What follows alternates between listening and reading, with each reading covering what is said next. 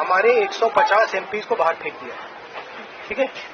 उसके बारे में मीडिया में कोई चर्चा नमस्कार, आज के इस वीडियो में आप सभी का बहुत बहुत स्वागत है। विपक्षी सांसदों को सदन में सवाल पूछने पर उन्हें सस्पेंड करने वाले उपराष्ट्रपति महोदय की मिमिक्री करने का मामला तूल पकड़ लिया है।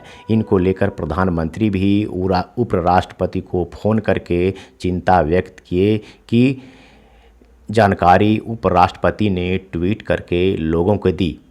इतना ही नहीं, इस मामला पर सत्ता पक्ष के अन्य नेतागण विपक्षी कांग्रेस लीडर राहुल गांधी पर हमलावर हो गए हैं। इस पूरे मामला पर मीडिया ने राहुल गांधी से सवाल पूछे तो राहुल गांधी ने कहा, विपक्ष के लगभग 150 सांसदों को सस्पेंड करके बाहर कर दिया गया है। वो चिंता का विषय नहीं है, वो देश में चर्चा का विषय नहीं रहा। इस पर कोई कुछ नहीं बोल रहा है, आखिर क्यों? कांग्रेस लीडर राहुल गांधी यहीं नहीं रुके। उन्होंने सत्ता पक्ष के मौजूद तानाशाही नीतियों पर प्रहार करते हुए बोले कि ये सत्ता पक्ष सरकार लोगों को मुद्दे से भटका रही है, असली मुद्दों से देश को भटकाने का काम लगातार कर रही है।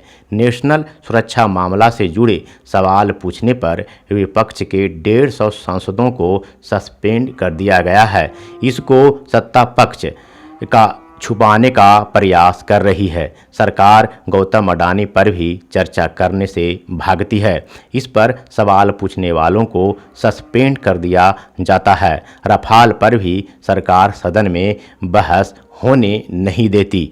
महंगाई और बेरोजगारी का बात छेड़ते ही सत्ता पक्ष विपक्षियों पर आग बबूला हो जाते हैं। हम सब विपक्ष को देश हित के किसी मुद्दों पर सदन में सवाल पूछने नहीं दिया जाता।